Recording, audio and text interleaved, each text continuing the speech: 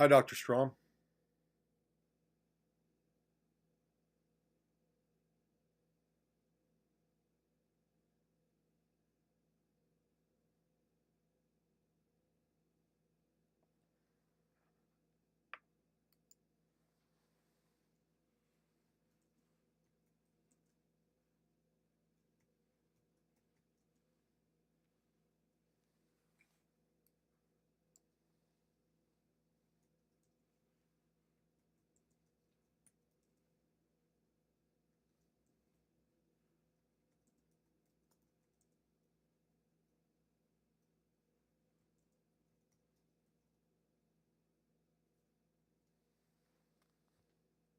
You are currently the only person in this conference.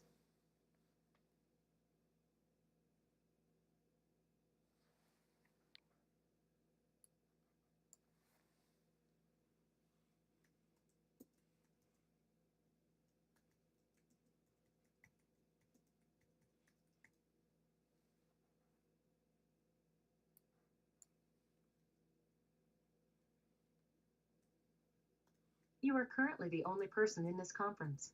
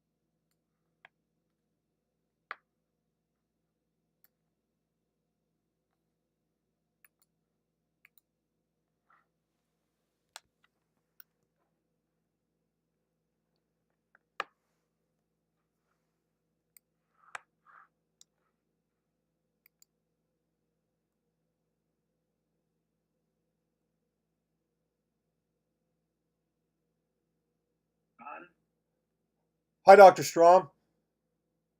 Hi, how you doing? I'm good, thank you. And yourself? Great. Uh, okay, so everybody should be joining us in a few minutes. One, Dr. Coleman said there was a your tornado watch, so he may have a problem with getting in.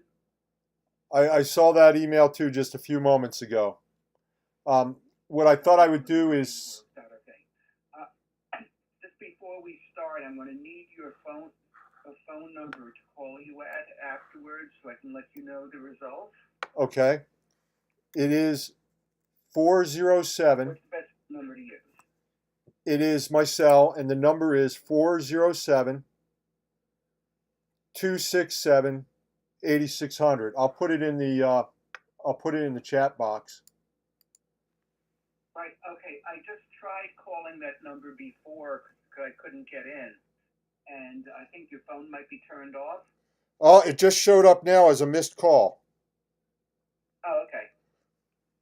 I love AT&T.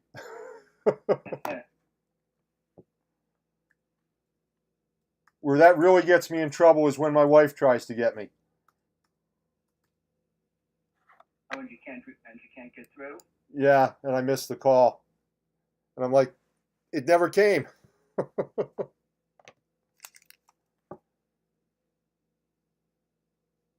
I was thinking after I saw your message about the phone in instructions. Do you think I should send that out in an email? But the what instructions? The phone instructions, how to connect by phone. Yeah, you might want to do that. Let me I don't do. know why it's not showing up. I can do that real quick. I did one of these on Monday. I did one of these on Monday and I had the same problem. So I should probably notify them.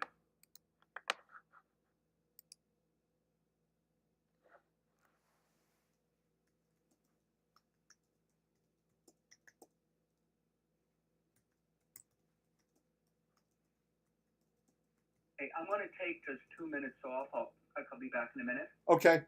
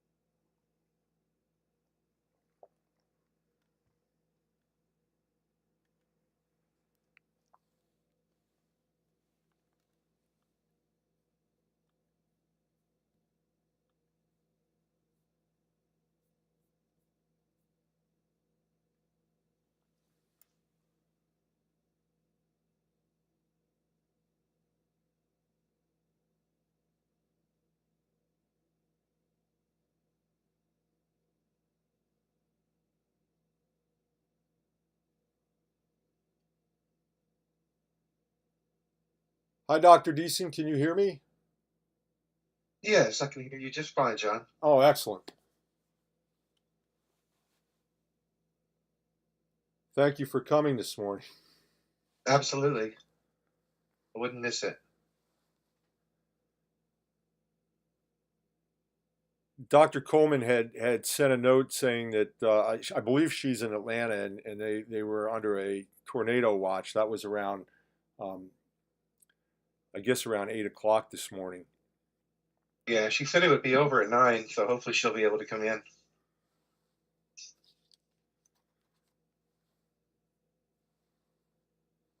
And Dr. Strom had some audio issues, so I believe he's connecting by phone. He was here a moment ago, said he was stepping away for just a moment. Oh, okay. All right. Yeah, no problem. I've never used this system. I like it. I like how it shows a little audio lighting up when you're speaking and looks sort of like a what's it called? This software? UC? It is UCU. UCU. It's pretty cool. It is it was interesting, the integration in the Phoenix LMS. It was certainly daunting. Um, Yeah, it's like a module. It syncs right into the LMS. That's so cool. But even I was with all my, and I say this humbly because I really am a bumbler when it comes to technology. I believe if I can break it by pushing buttons, then it's probably not worth the money. But Yeah. the Dr. Deason, welcome. Welcome. Hello. Ivan Strom. Hi, Ivan.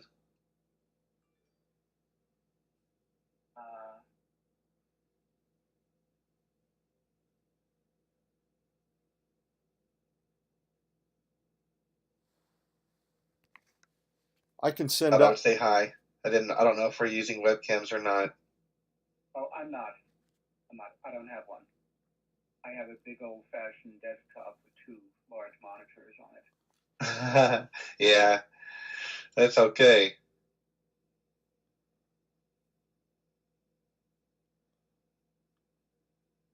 Yeah, I have a similar system, kind of like that, but with these with these MacBooks, they have built-in webcam in it.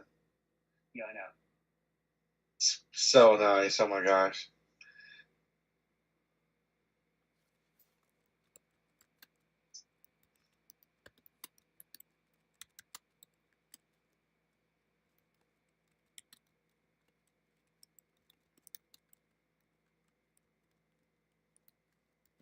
I'm going to send Yeah, Dr. it's nice to get an opportunity to meet you, Dr. Strom, and be part of this. Yes, thank you, and thank you also for joining in as a third person on the committee. Yeah, absolutely. Absolutely. It's been just a joy and honor to see John grow as a scholar. Yep.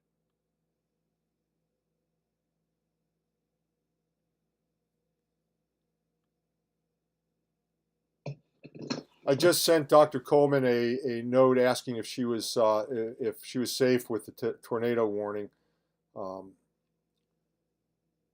Since I don't see her here yet.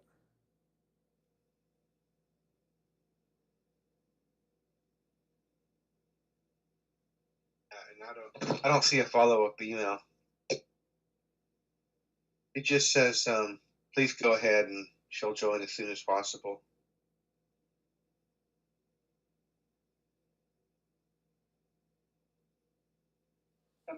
I'm just wondering what we want to do to proceed because we really can't hold the orals without all committee people here. Oh, well, that's true.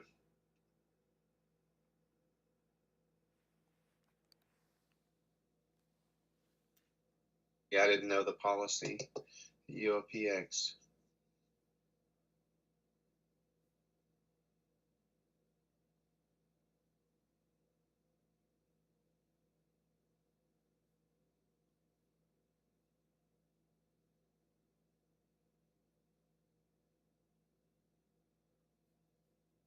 I just sent that a few moments ago, so I haven't seen a response from her yet.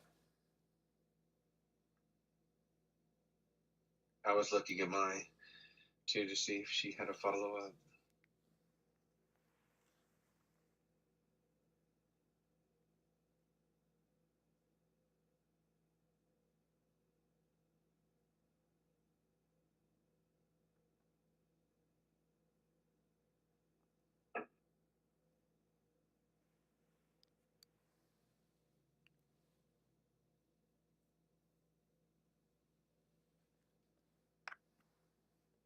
Dr. Strom, as a side note, you indicated the other day that you had used or had the Fudex treatment a couple times. Yes. My dermatologist gave me a little bit of preparation, but I wasn't as it fully involved my face. I wasn't. I don't think I was as prepared as I should have been. Well, you might also be having an allergic response to it. Well, he was pleased with the 2 week progress and stopped the treatment after 2 weeks, and so I've been on a cortisone cream to help accelerate the healing for the last couple days.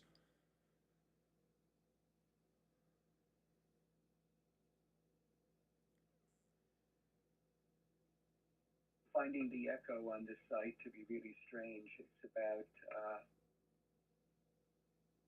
at least half a second echo. I can change my mic if the echo is coming from me, and use my earphones with the integrated mic, my earplugs.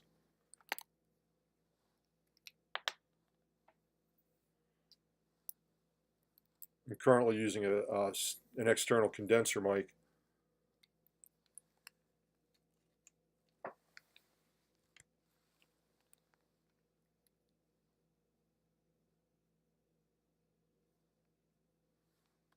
Let me suggest as a plan that what we do is wait until 9:10, which is in a couple minutes. Start with the introduction and go about 5 minutes into it. If Dr. Coleman hasn't yet joined us, then we'll have to reschedule. But Okay. I think we can go through the first 5 minutes or so. Okay.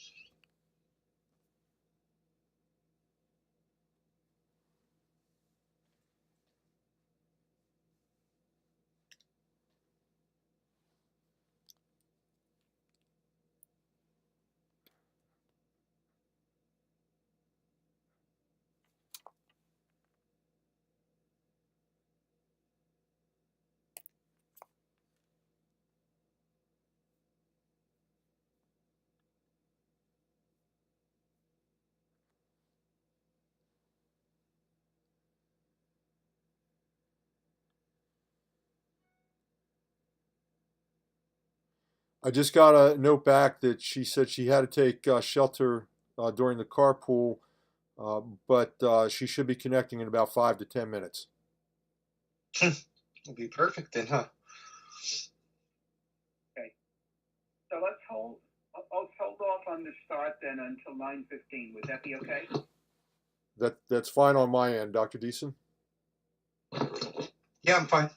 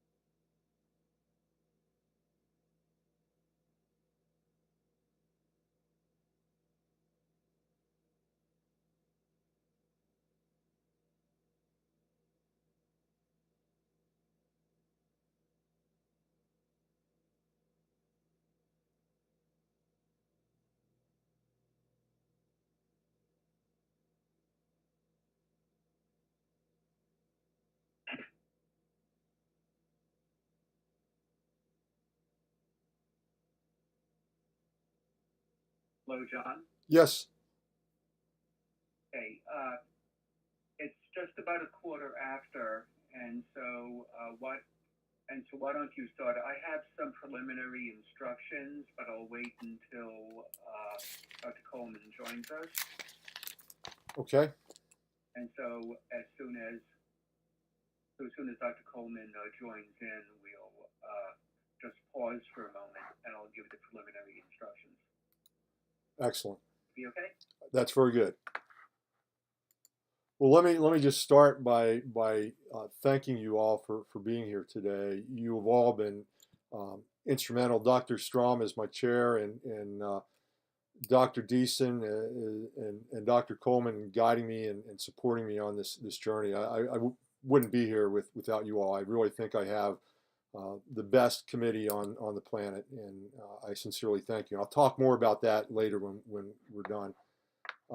Let me tell you how I've organized today's presentation, basically by chapter, although I'm also going to provide, in addition to going section by section as illustrated here, I also have for each section what we'll actually be covering in that particular section, because it doesn't line up 100% with the dissertation. I won't be reading the dissertation. The other point to note is that for each section, I'm providing an icon to guide us through that section, so that if you're wondering, if I do start to bore you, you can look at the top of the slide and know that we're in the introduction or whatever part by the icon that's presented there. So with that, I can jump into really the first slide, which provides the context for the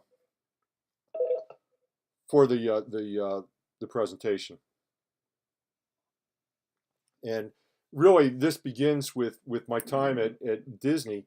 My first day in organization development, my new boss, Dr. Sandy Richmond, who happened to be an adjunct at University of Phoenix, handed me a piece of paper with 3 words written on it, which were electronic meeting facilitation. She said, go find everything you can about these 3 words and develop a position paper by the end of the week. Well, those 3 words resulted in a technology capital acquisition, about $250,000 that ended up being branded internally as executive decision support. But really, when you look at it 17 years later, it really was synchronous delivery of content is what those 3 words amounted to. And as I was putting all this in place, I was thinking about a quote that rambles in my mind all the time from T.S. Eliot. What we call the beginning is often the end, and to make an end is to make a beginning. The end is where we start from, and I think that's very fitting when I look at my journey. The bulk of the background to this really is encapsulated in the picture there, which this is about student success and student graduation. Allen and Seaman reported that in recent years, total post-secondary enrollment has slowed to just 1.2%. Yet, online enrollment is growing at a pace of 6%.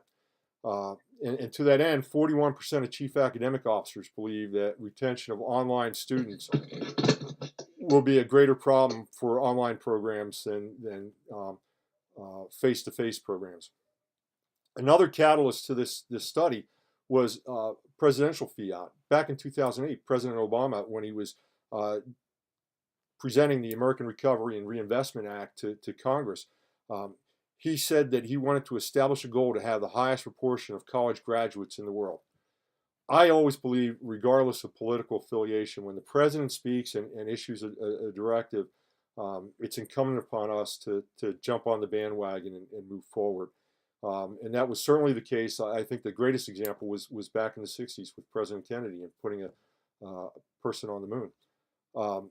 The third item is that this dissertation and this study really fall right into the SPL model, scholarship practitioner leadership model. Technology should be more than just what it does, but it should also be looked at from the outcome standpoint. when looking to acquire technology and use it in the organizational setting. And so this study does provide that information in terms of what are the outcomes of this technology. And finally, family. I've got 5 children, and the fact of the matter is that I'm very concerned with regard to those children about attrition and about completion in higher education. And it certainly applied to myself, who was on a very long plan to finish his bachelor's. My dad, and I've passed this on, had always taught me that if you're not part of the solution, then you're part of the problem. Well, with regard to this scenario, I am certainly wanting to be part of the solution, and that really gets us into the meat of the dissertation.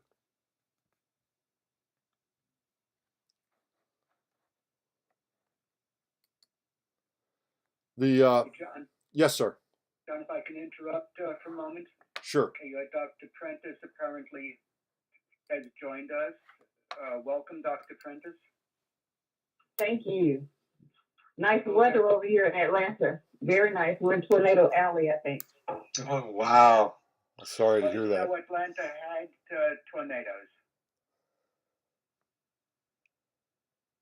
So it was I'm sorry? I didn't know that Atlanta had tornadoes. I thought it was too far east. Yeah, it's a little unusual. Actually, I'm from Alabama, and we would have them all the time. But in this case, yeah, the city's kind of on lockdown for a tornado, which I thought was a little unusual.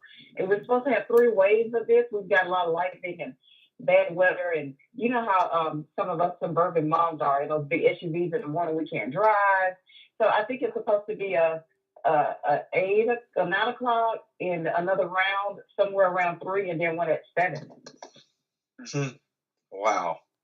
That's Right. Okay. Yeah. Just talk about the protocol for the orals. First of all, I mailed out a rubric. That rubric needs to be uploaded into the student site within 24 hours. So hope that you received it. I sent it via normal mail. I don't know if I did. I'm looking right now, Ivan, for that email.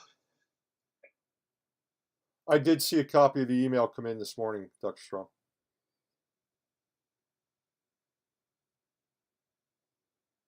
Let's see. You see when I sent it out.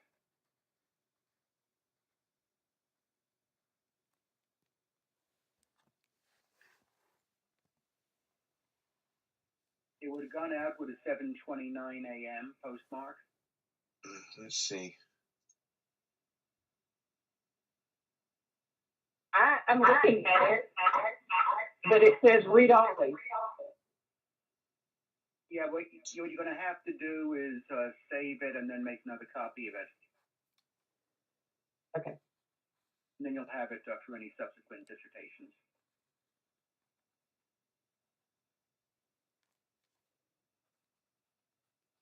I do see this email. Just not seeing the attachment. I don't know why. Okay. Well, you have my email. If you don't have the I do. attachment or for some reason, you can just send me an email afterwards. Then I'll resend it to you. Yep, sounds just fine. Okay, very good. Now after the oral presentation, what we'll do is round robin. So I'd like to get at least 2 questions from each of you, and we'll just go around with questions. That sounds good. Okay. Okay. So John, are you on again? I'm here, sir. And I'll start back up with the statement of the problem that this study addressed was that online learners often experience a lack of community, social connectedness, and reduced learning. Much of the seminal work on this topic can be traced to Tinto, who proffered that creating a sense of community is a factor in retention. He believed that developing a sense of community with learners was critical if attrition was to be reduced. This then jumped to the 2000s with Dr. Roby, who indicated that the physical separation and isolation of distance programs contributes to student attrition.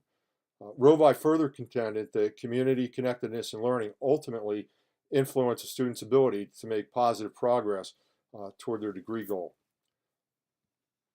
This study then contributes to the collection of knowledge about the perception of a sense of community in online classrooms. Move to the next slide, which is the purpose. And the purpose of this study was a quasi-experimental, non-equivalent control group design study, was to examine and measure the impact of opportunity to receive synchronous weekly instructor content on online students' sense of community, social connectedness, and perceived learning. The focus was to determine through statistical analysis whether or not there was a significant difference in students' perceived sense of community based on the opportunity to receive the synchronous delivery of instructor content. The critical element with this study with regard to the synchronous class sessions was that sessions weren't mandatory. Attendance was at the discretion of the student, which is why the purpose of the study is to measure the impact of the opportunity. The opportunity for the synchronous delivery is a theme that we'll hit several times throughout, and we'll also tie back to some other research as we continue to move forward. The research questions, is there a statistically significant difference between the experimental and control groups on undergraduate students' sense of community in the online English Composition 1 course? A couple things to know was that when Dr. Rovi, when he developed his instrument for studying sense of community, as he did his factor analysis, he actually identified two other factors in the scale, and that was connectedness and also sense of learning. So as a result, when we use the classroom community scale to examine these questions, we actually get not only the sense of community, but we can examine social connectedness and then sense of learning as well. The English Composition 1 course was chosen because it is the point in the students' journey where they then break up into their individual and specified degree programs. So the course sizes are much smaller at that point. And being the fourth course in the opening sequence, it also gave us the opportunity to where there was familiarity with the technology at that point. The significance of the study, really around these three items, filling a research gap, student performance, and ultimately furthering the understanding of online learner behaviors. Although educators continue to develop an understanding of the behaviors, motivation, and practices of online learners' completion, the retention rates remain low and attrition remains high. In addition, even though Rovi studied sense of community, and much of his work is seminal in this regard, he encouraged additional research on the topic of sense of community.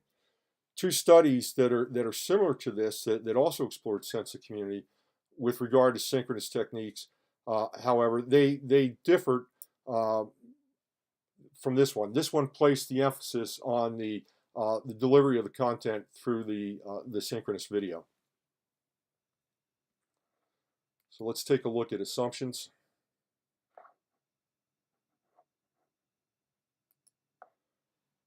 And in addition to the assumptions listed on this slide, so in essence, we had that all the technologies were equal, regardless of whether in this particular study we used the Citrix solution, Go to Training, but it could have been Adobe Connect or Blackboard Collaborate, or it would have been interesting to be able to use UCU as well. But that in essence, they were all equal, that the tool did not affect the data collection. And the third assumption listed here is that sense of community is important to study because ultimately it enhances learners' achievement, satisfaction, and persistence. The other two pieces that were assumed with regard to the study was that the content of the course would be the same, only the delivery would be different, and that actually measuring attendance at the sessions was not critical because this was the opportunity to receive the synchronous the synchronous content. Let's move on to the next slide, which is going to be limitations.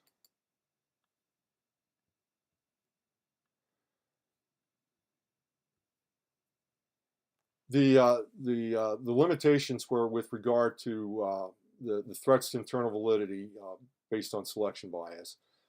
We had lack of control over which students were enrolled in the course because these were naturally occurring groups. The learner's own use of technology, and not only the LMS, but using the Citrix solution that's really an additional level of technology applied to their learning. Each student reacts to that differently. And then finally, the fact that the synchronous sessions are not mandatory.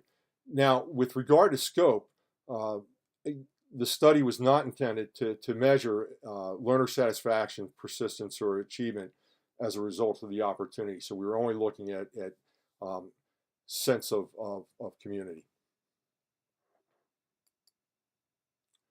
So let's move on to the literature review. And in the literature review, we'll talk about transactional distance theory, community, and technology. And it's the transactional distance theory actually became the framework for the theoretical framework for the study. When I had been looking at other studies, I found a number of them had used multiple theories to create the framework. Gable, for instance, used social constructivist learning theory, connectedness theory, and adult learning. And Lease, who also looked at synchronous meetings, looked at social constructivism and cognitive theory. However, you all encouraged me to be thinking about this in terms of one theory. And as I dove into the literature, it really became clear that the theory that this study should be based on is transactional distance theory. The other two theories that I was contemplating were social constructivism and also connectivism. But as I worked with the literature, I realized that they were actually part of the literature as it relates to community and technology. So we'll address those a little bit, but only as part of the general literature discussion. So let's talk about transactional distance theory. And the key thing to know here is transactional distance, it's the psychological distance between the instructor and the student, which impacts communication and other interactions through three variables: learner autonomy, structure, and dialogue. What I want you to know about this slide is that transactional distance theory has had its criticisms, but in those criticisms, the theory was not thrown aside. There were gaps that were identified, and the theory continued to be developed with a number of notable researchers: Chen and Willits, and Saba and Shearer. Gorski and Caspi actually did a meta-analysis where it was in the meta-analysis where they saw that there was a large amount of criticism, but when you got right down to it, it was in about 5 or 6 specific studies. And as folks like Chen and Willits and Saba and Shearer and so forth worked with with transactional distance theory, they began to realize the utility that transactional distance theory goes beyond distance learning and could be looked at as a global education theory. And Gokul Ramdu really made the case for that. And as a result, a number of studies have used transactional distance as their framework. Han, Falun, who we'll discuss later, Ustadi, and Hassan all built their studies with transactional distance. In terms of community, this is really where we get into the fact that learning is social, building upon the social constructivist learning from Vygotsky, the work of Paloff and Pratt, but in particular Tinto, who really looked at students and learning communities and the way that it brought students a level of satisfaction and hence helped them persist to graduation, to ultimately where we look at Rovai. And Rovai, not only did he build on the past research, but he also took a look at how the setting and the format of a course could shape the student's experience regarding community within the classroom. Rovai encouraged others to not only explore the different settings and formats with different populations, but also to consider different technologies. And you can tell the time frame from when he was writing, because he was talking about broadcast television, video and audio teleconferencing, and not relating to the integration of video on the web like we're doing right now. Those points all brought us into the next area, which was technology. And the key thing to look at here with regard to technology, I think the debate is technology. Well, Richard Clark in '94 framed it that technology was just a vehicle. It was a truck that was delivering content. But yet that diverged with Dr. Cosma, who said that there's actual learning that can be done with the technology. In fact, Cosmas believed that the technology should be more, and that with the correct medium, it could have an impact on a student's cognitive abilities. That really brings us to Siemens and Down, who worked separately and defined a NASIT learning theory, connectivism. And theory may be taking it a little bit too far, more of approach at this point. But what Siemens and Down saw is that there's learning that can be done within the network, that the interactions within the network and the interplay within the network, and in particular what they're talking about is the internet, that learning could happen through that amount of connectivism. That's one of the bases for how MOOCs, massive online open classes, have grown in their popularity.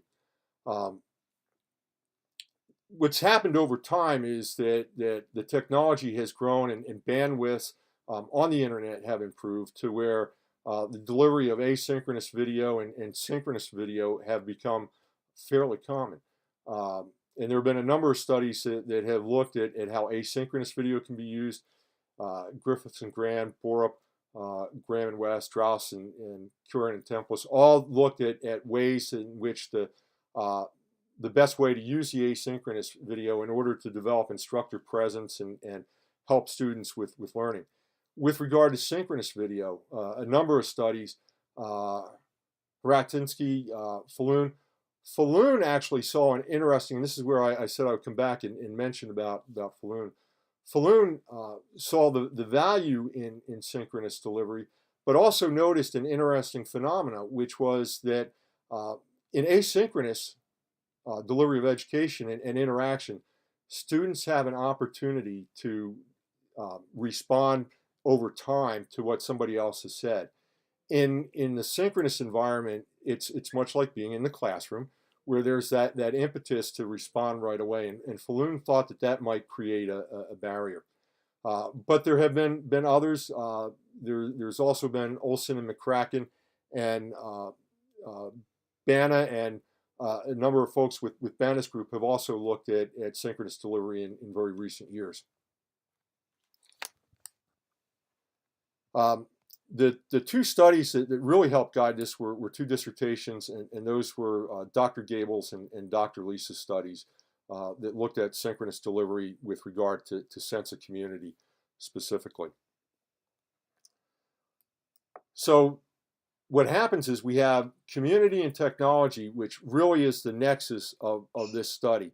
How technology can enhance a sense of community. And so as we get into the methodology portion of the presentation, we'll talk about research design procedures, the population, ethical issues, the limitations of the design, and validity.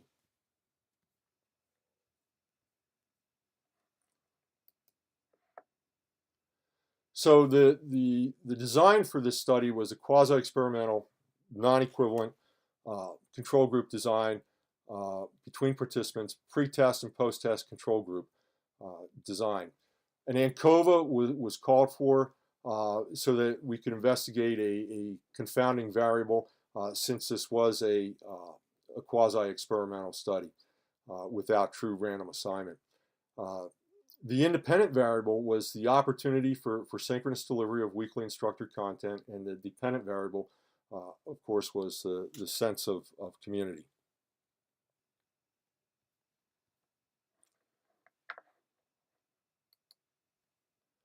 In terms of procedures, what was used was Rovi's classroom scale, and the scale had 20 items.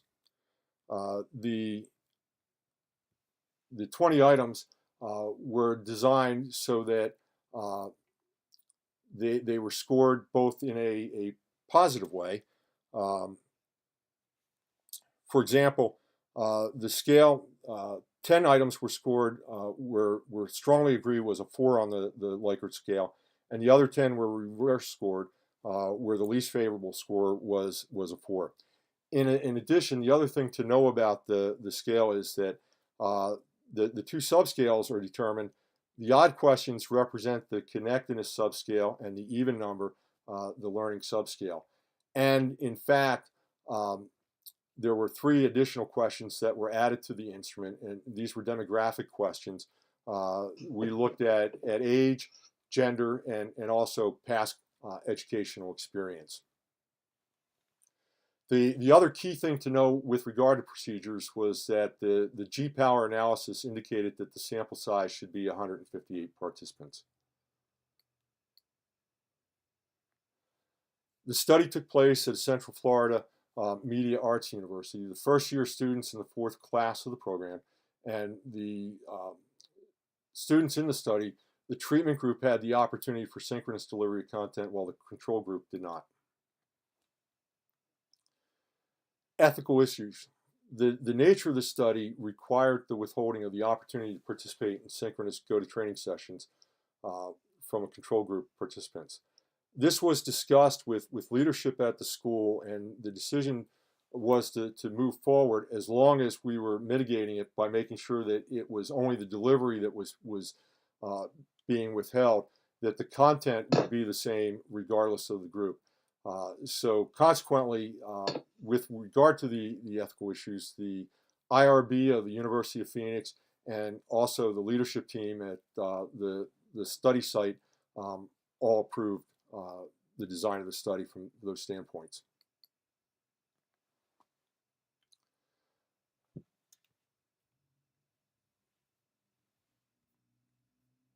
The limitations of the design. The critical design limitation was that synchronous sessions are optional. And what's interesting about this is this fact is not addressed in other studies. I actually wrote to Dr. Gable and discovered that while it was not brought up in the write-up of her study, attendance was actually optional. So while the study itself comes across as looking like it is addressing attendance and mandatory attendance, it was actually also optional. Dr. Leese, in his study, was a little bit different in that it was not instructor content that was delivered, but the synchronous sessions were used for a group assignment. It was a debate. And in order to receive a grade for the assignment, the students had to be at the live session. So it was mandatory. There were only 2 sessions in Dr. Leese's, and in conversation, I actually had the opportunity to talk to Dr. Leese on the phone, and he truly believed that in his case that it was the requirement of grading with regard to the assignment, and making that assignment being synchronous is what enabled the attendance. Let's move on to validity. 2 key points regarding validity, and basically Trockham and others have argued that the only significant threat to internal validity in a non-equivalent design is selection bias, resulting from a difference between the pre-test and post-test groups, not resulting from the treatment. So consequently, the results of this study are not generalizable beyond the current study to other groups. Let's take a look at the results. We'll take a look at the demographics and then the research questions. Some key findings from the demographics: that 73% of all the participants were male. 55% had a high school degree or GED, and 63.5% were 18 to 24. These demographics and discussions with school leadership align with the overall demographics of the total student population. And here's the breakdown in each of those areas for more detailed information. I'm not going to run through these, but they are available.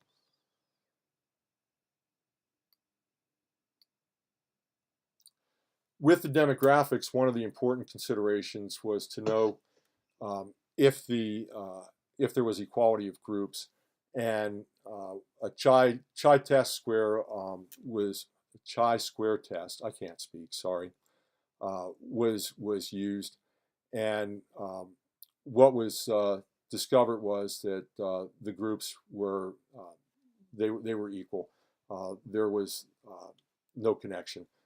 All the demographic variables were measured as ordinal data, since the participants were given categories to select instead of identifying, for example, even their specific age.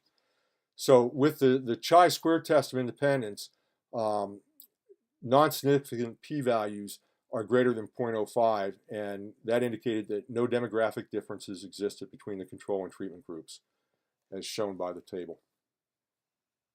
John, I was going to let you know your audio cuts out sometimes, it seems like.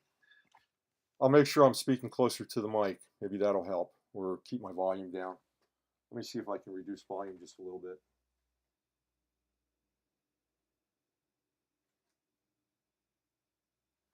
That may help. Is my volume still okay? Yeah. Good. Okay. So with regard to the research questions, there were 3 research questions pertaining to overall sense of community. Number 1, connectedness, and then learning. The ANCOVA was run on each of the 3 questions. Now, in order to run an ANCOVA, there's 10 assumptions that need to be answered before you actually get to the ANCOVA. Briefly, those assumptions are that you have one dependent variable that is measured at the continuous level. You have one independent variable that consists of 2 or more categorical or independent groups. You have one covariate variable. You should have independence of observation. The covariate should be linearly related to the dependent variables. You should have homogeneity of regression slopes.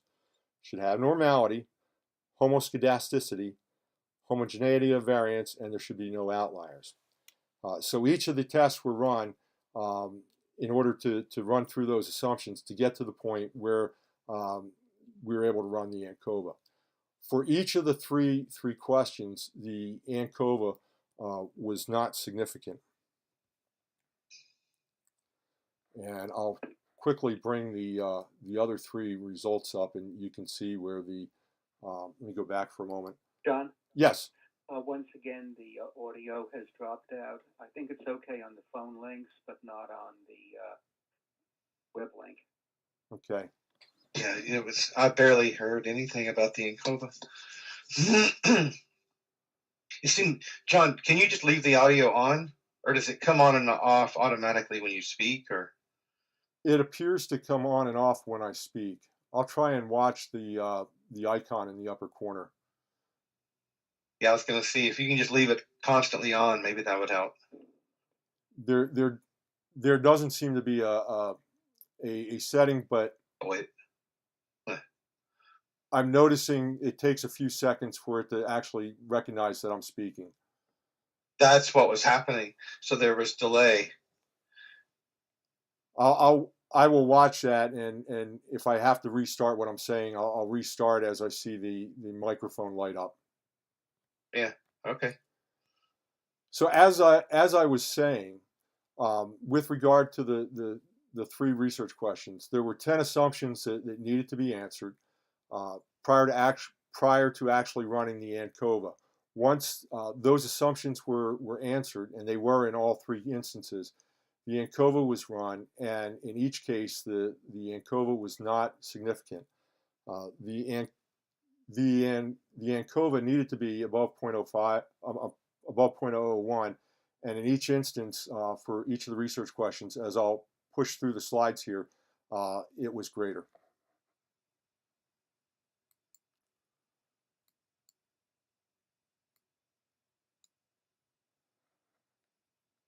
So in each of the three questions, there was no difference.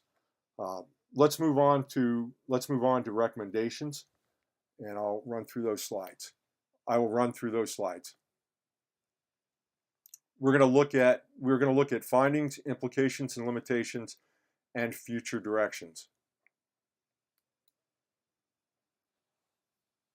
Findings.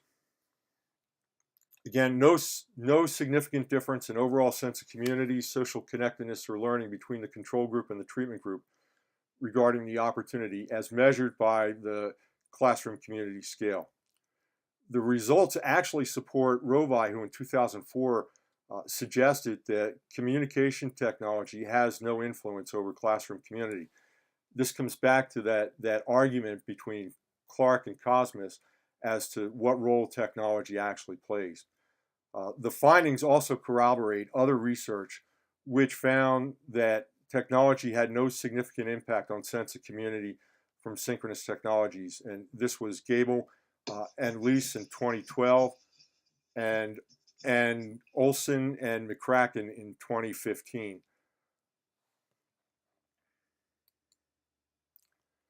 The implications and limitations.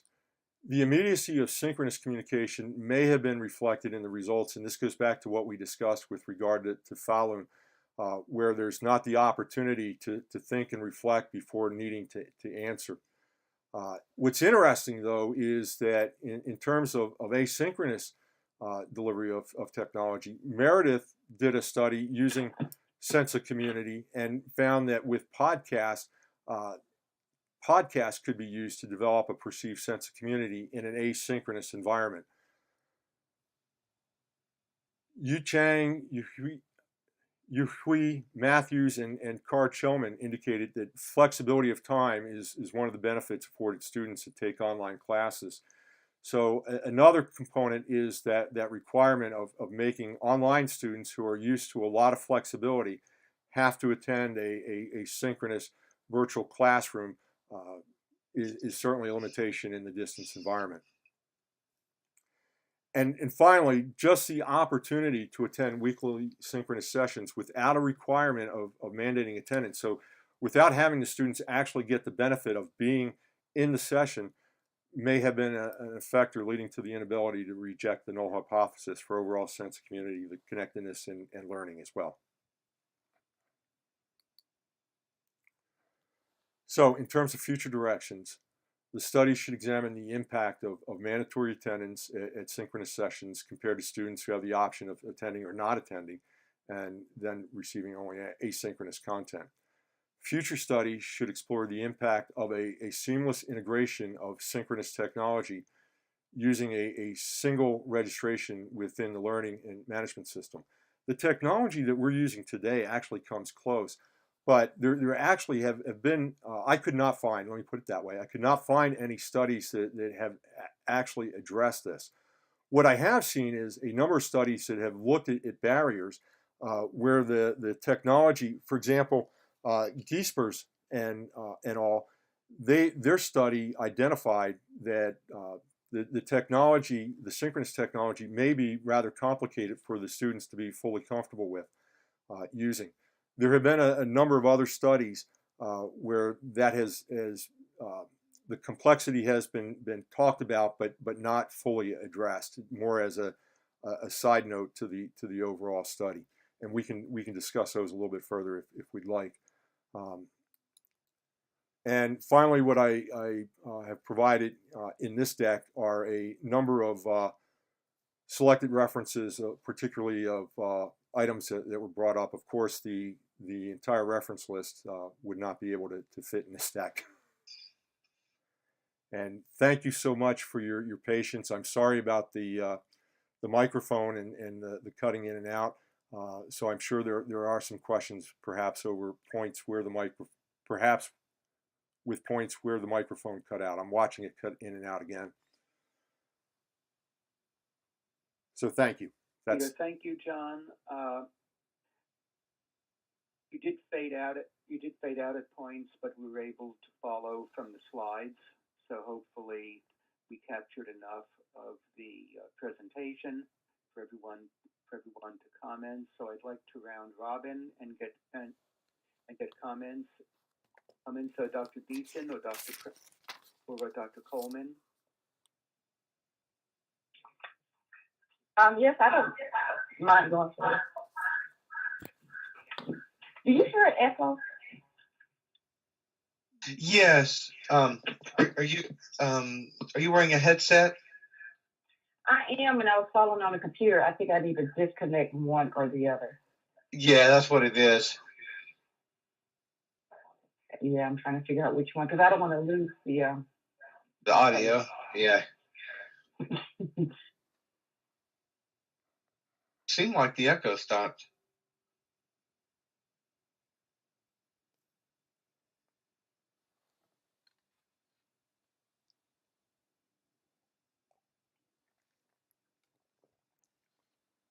Can you hear me?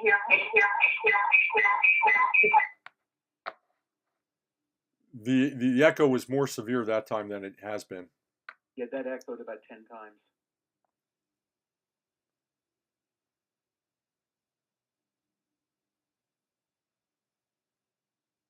How is that? That's better. Okay, I think I selected one and not the other because I wanted the advantage of seeing the screen but talking through the phone. So I have to figure out how to do both. All right, congratulations, first of all, John. Thank you, Dr. We Coleman. appreciate all of your hard work. I had a couple questions looking at the outcome of your study. I don't know how much of a difference this made, so I'll come back to that question. But one question I did have on the delivery side of the asynchronous versus the synchronous methods, did you find or come across literature that reported the impact of the quality of instruction and vetting those people? Is that more difficult? Does that make a difference? Did you have any implications there? No, actually, in each instance in the studies with regard to the synchronous delivery and asynchronous, there one of two conditions. Either there was specific instruction to the instructors, or the instructors had been vetted and were experienced with the technologies that were being employed. At Full Sail, the instructors that were involved in the study all had past experience using the GoTo and in using it with their online sections in previous classes.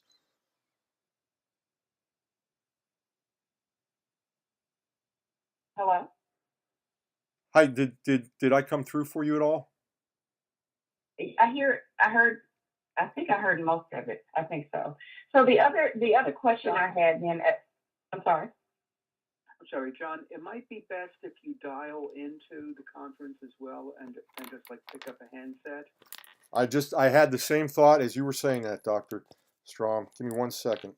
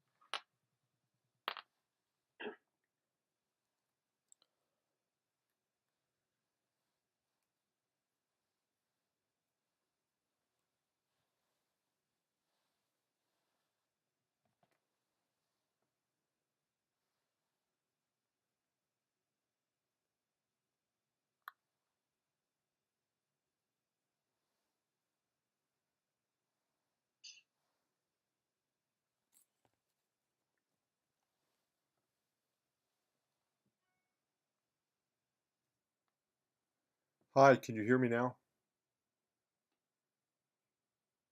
Do I have any echo? Okay.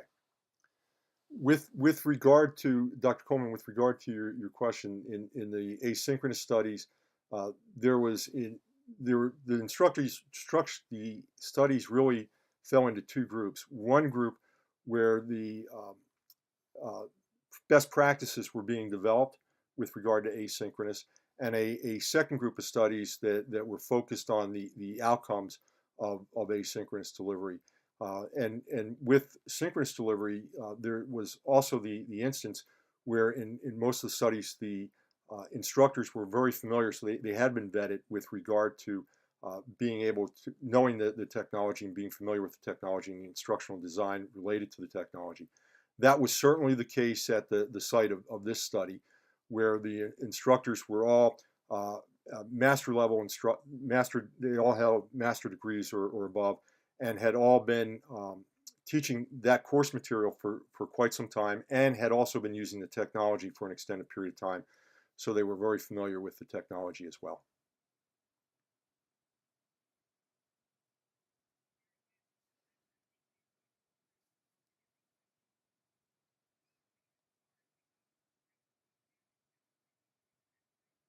Yes, it is.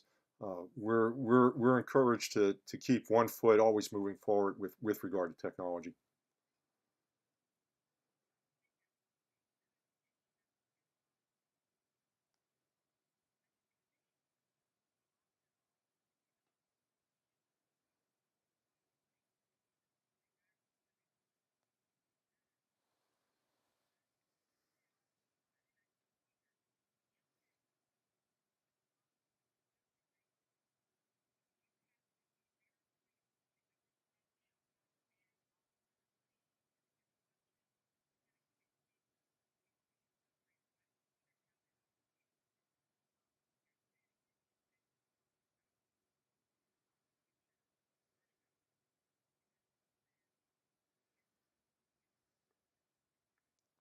That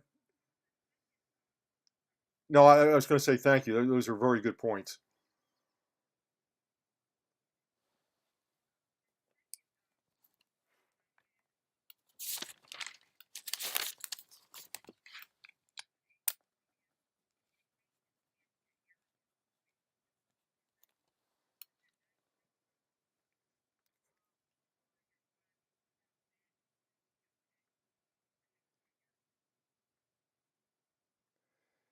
In my study, it was strictly the synchronous environment with regard to the delivery. The the studies that I looked at with regard to um, the asynchronous results, uh, there was a fair amount of studies where in terms of developing or the achievement level, there was an improvement in achievement level with the results. A good example is actually Meredith's study that used the sense of community scale in the asynchronous environment with regard to the podcast. That study saw improvements in each of the three in overall sense of community, but also in the two subscales in connectedness and sense of learning.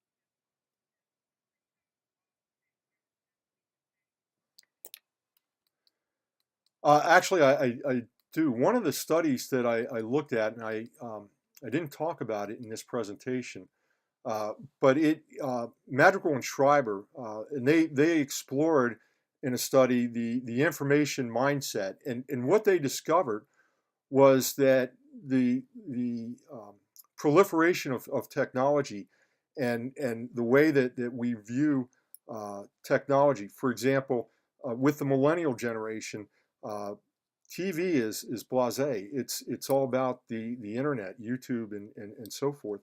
That they found in their study that this information mindset transcended the millennial generation and was even seen in a number of instances in their population that were adult learners. So it's as the millennials mature and Gen X continues to get older, the proliferation of technology is just all around us, and I believe it will only continue to wrap us with capabilities.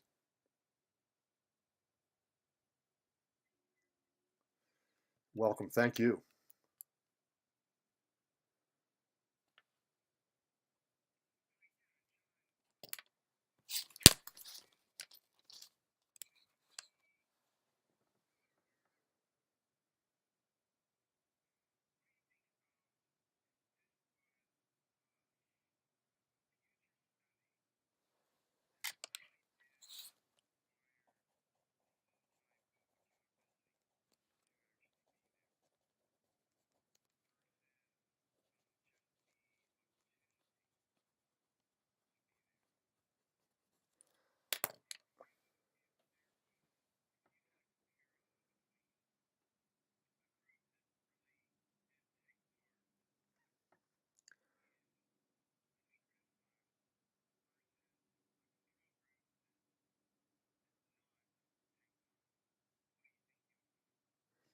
I think that I think we would find that the technology does build a sense of community and does affect connectedness and learning.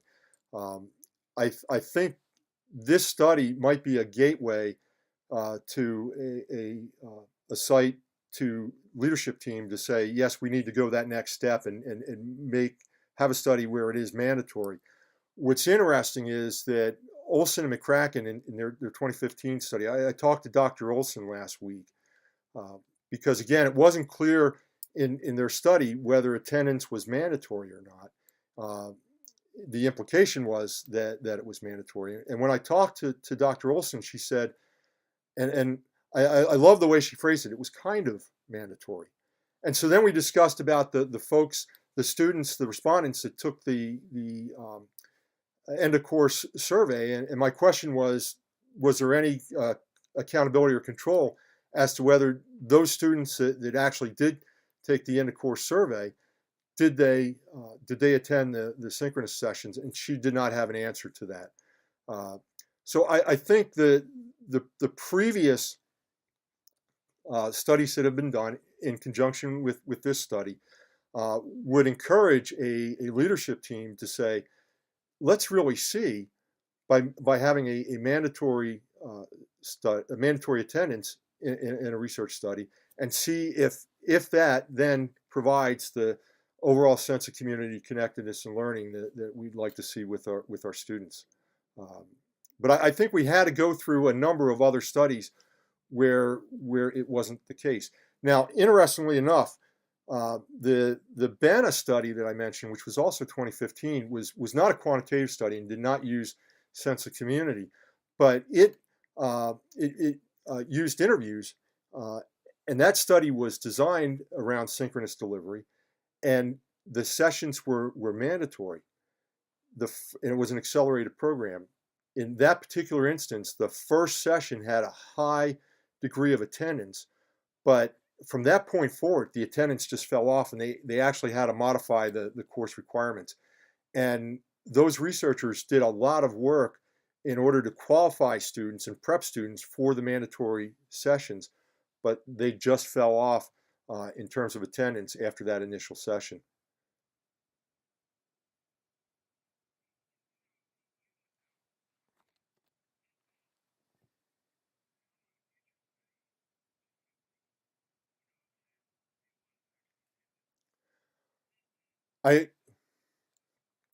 That was something else I've been thinking about. Again, I think that's a great question. It would require culling your sample down in the post test uh, based on attendance, and tracking that attendance, which I think this study and the other studies would prepare an institution to say where attendance at synchronous sessions is normally at the student's discretion. We can change those guidelines now, and let's take a look at this and gather some hard data.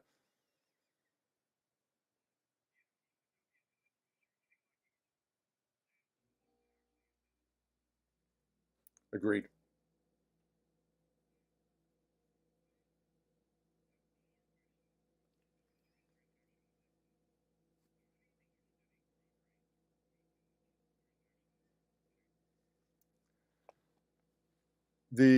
What this actually this is takes a look at I think the dialogue variable of transactional distance in terms of the interactions. You have interactions between the student and the instructor. You have the learner to learner interactions.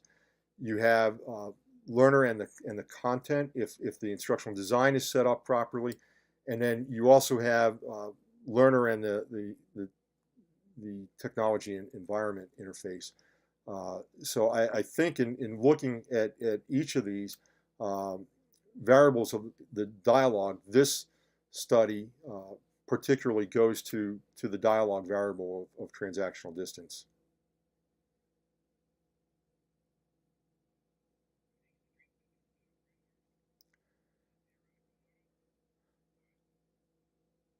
Without with no difference in the findings, it doesn't. I think that if there had been, if we had found that there was a difference, that we would have a case to make back to the framework to say that yes, we're strengthening the student to instructor interaction, student to student, and student and the learning platform interaction.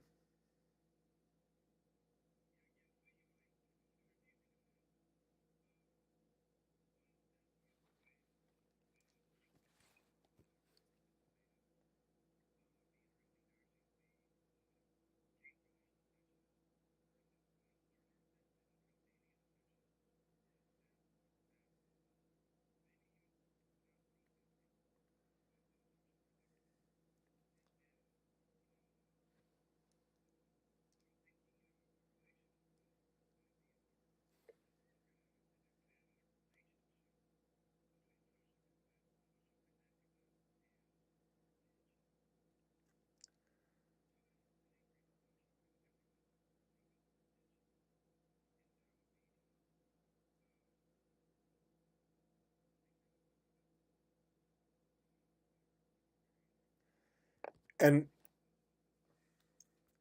my mindset with regard to this was that this was somewhat a gatekeeper study. When I took the results back to leadership and shared the results of leadership, we started to talk about additional studies and that would look at all those factors that you just discussed. So I think this created the appetite for more and created that curiosity on both from an academic standpoint and then also from the proper return on the cost of the technology to the organization as well.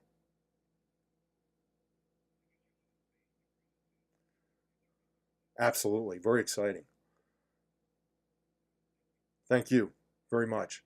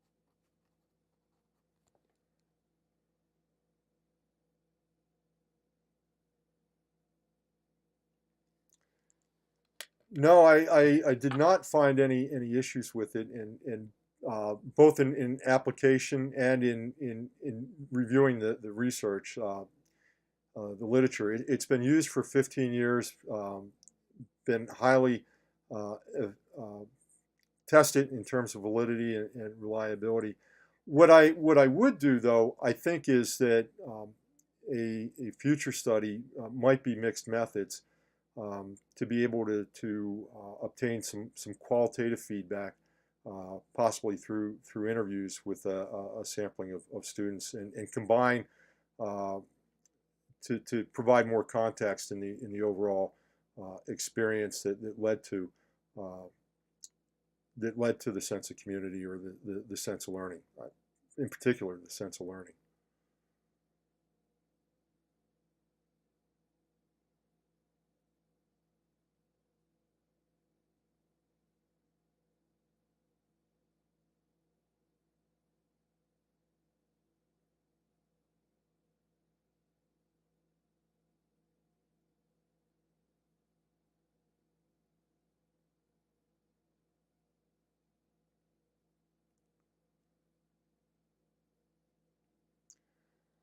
I, the my actual reaction was not surprise, believe it or not, uh, because the concern that I have had all along has been the actual attendance at the sessions.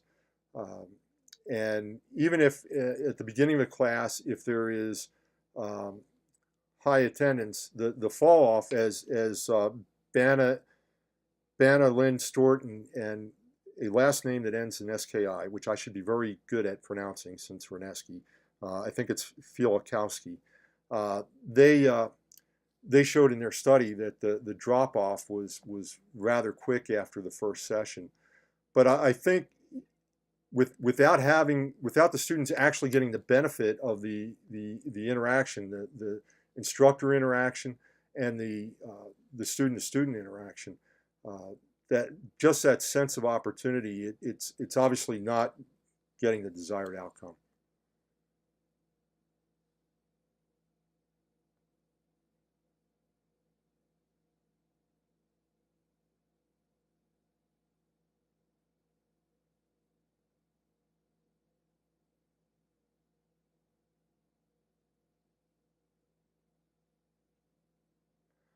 I have. I believe that this topic, synchronous uh, video delivery, or asynchronous through film and podcast, this whole area of technology education, or I'm sorry, of education enabled through technology, is going to continue to be a major thrust going forward. I think that there's going to be more constraints put on the education system with regard to cost, and consequently, I think that as a result, the use of technology will increase, and these tools in particular. So I'm very excited about publishing. I believe that there'll be a ready market, if you will, of educators that are interested in adapting this. And as Dr. Coleman said earlier, Full Sail happens to be very technologically forward.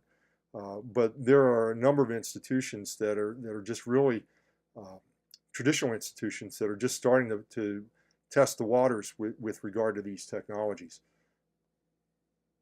So I think it can be a big benefit to the industry in total.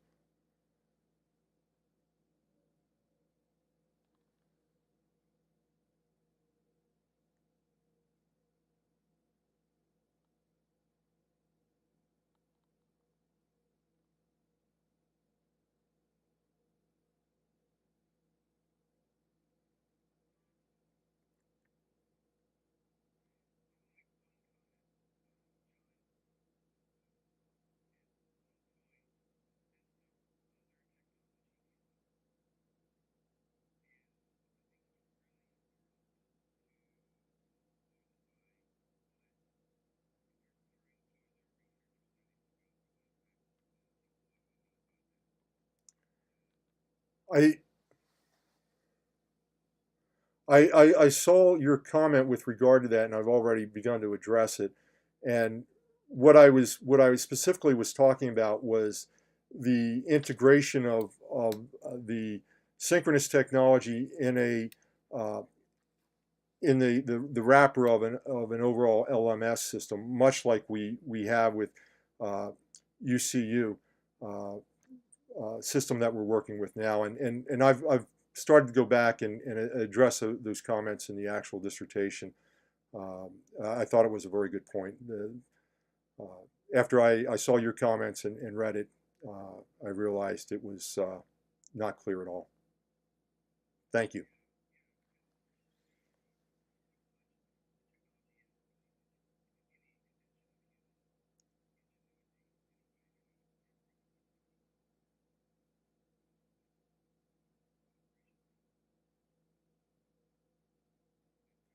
Thank you.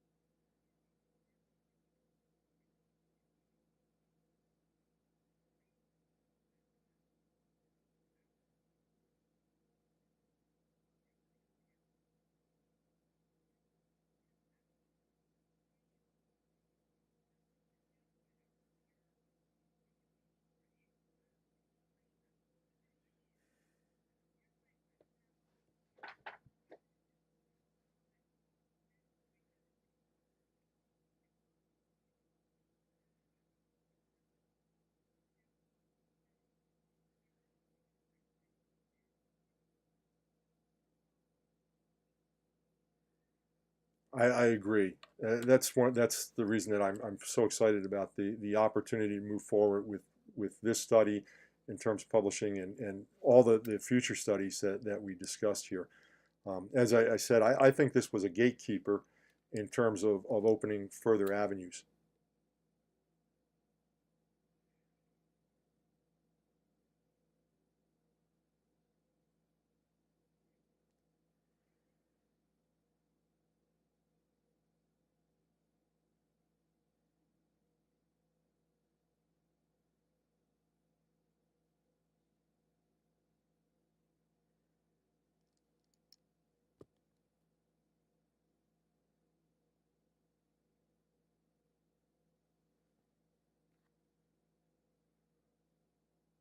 I will do that. Should I do it? Um, I would assume on the phone line, 908. Okay, got it. I will do that. If I could just very quickly, I said at the beginning I wanted to take a moment just to say thank you in a more detailed manner. Dr. Strom, you came in as my chairperson, and it was after my dad had died, and I'd really lost focus. And you truly helped me get back on track as a chairperson for my committee, and my gratitude is just boundless. Dr. Coleman, and I had the opportunity to work with you as an instructor. You were my instructor in class, and then through this journey, and your support, your encouragement, and guidance have just been phenomenal. And Dr. Deason, you've given me the opportunity to look at a number of different topics and help me bring my focus together. And again, without you, I don't know that we would be at this point. So I just wanted to say thank you in a very deep and personal way. You all have been absolutely wonderful.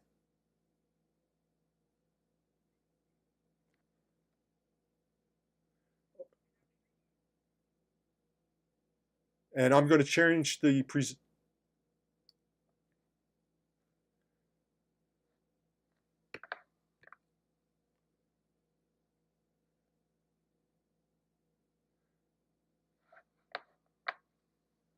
Thank you, Dr. Strom. Thank you, everybody. Bye now.